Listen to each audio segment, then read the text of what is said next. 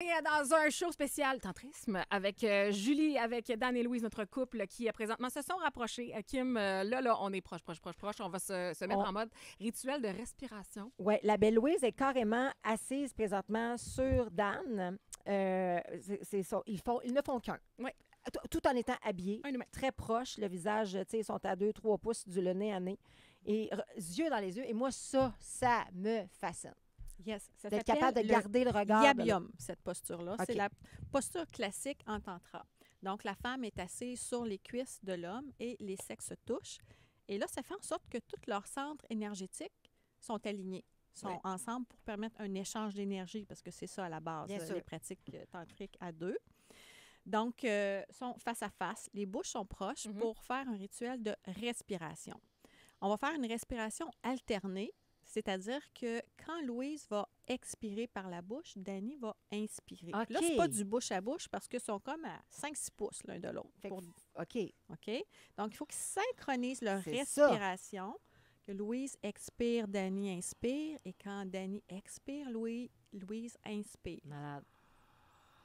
Déjà, un premier niveau, il y a une circulation de souffle. Mais après, je vais vous expliquer comment l'énergie circule. C'est fascinant. On fait juste les écouter une petite seconde. C'est puissant. On dirait que je le sens. Okay. Ben, oui. Je le file. Le souffle, c'est un activateur de l'énergie. C'est quelque chose de fondamental, de super important.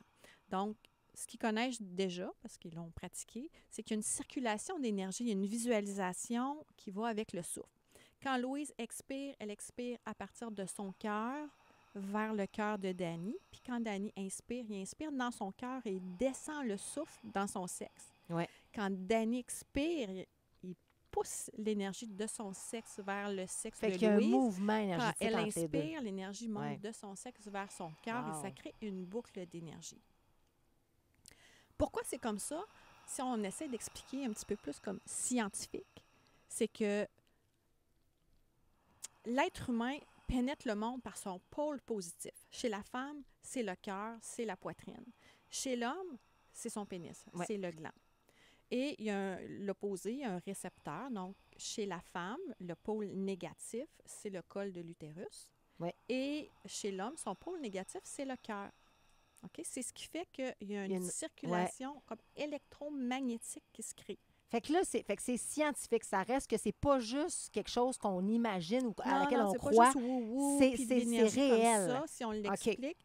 D'ailleurs, les tantrikas expérimentés, tu peux avoir juste une pénétration immobile, il y a un orgasme. Pourquoi? Parce qu'ils ont développé tellement de sensibilité qu'ils sentent l'énergie entre les deux pôles. On pourrait arriver à un orgasme en restant exactement avec cette connexion-là. Oh mon Dieu, puis là, on le fait habillé, mais on peut le faire nu aussi pendant une pénétration. On pourrait le faire encore plus intense. Imagine. Oui, c'est ça. C'est comme si tu mixais les deux. Puis c'est une façon de faire l'amour. Okay. C'est une façon de faire l'amour, exactement. On vous rappelle, on est avec Julie qui est coach leader pour Tao Tantrisme Québec. Des questions à rafale, Kim, on en avait pris en note terrible. Bien là, oui. Est-ce que, mettons, on est-tu capable, une fois qu'on commence à faire l'amour tantrique, est-ce qu'on est capable de faire l'amour, disons, sans cette séance-là? Ou au contraire, dès que tu as trouvé l'apothéose, tu es plus capable de revenir à la base? Bien, écoute, moi, je dis ça. Ça, c'est comme le repas 7 services. Oui. Mais ça se peut que tu aies encore envie de McDo puis tu trouves ça encore bon du McDo de temps en temps. Je comprends.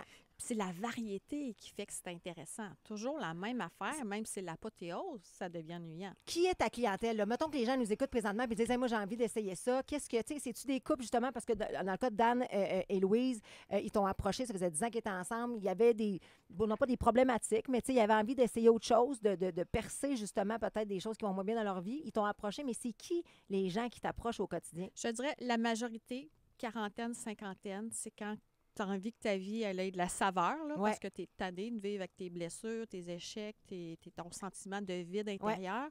C'est là où le plus gros noyau est, mais j'en ai dans la vingtaine. Puis est-ce que tu fais des groupes? Est-ce qu'on pourrait, mettons, être tout seul? Moi, j'y vais, j'ai des groupes. Tantra couple, c'est une retraite pour les couples en groupe. Bon, on pourrait le faire solo, c'est des retraites en groupe pour des pratiques individuelles. Donc, tu pourrais venir, même si tu es en couple, tu pourrais venir en tantra solo, mais c'est des pratiques individuelles. J'adore. Julie, on va te garder encore pour les quelques petites secondes qui nous restent parce que tu nous as dit une belle phrase tantôt puis ça nous a marqué un peu. On va garder ça pour le mot de la fin si tu veux bien. Dans 2 petites minutes, on vous le rappelle, tantraquebec.com si vous voulez aller voir vous autres quel type d'amant ou d'amante tantrique vous êtes. Et après Sarah Dufour, justement, notre Fireboy, Anthony Lachance. On dirait qu'on est tous un peu perturbés par Ben, ça, avec les respires puis tout.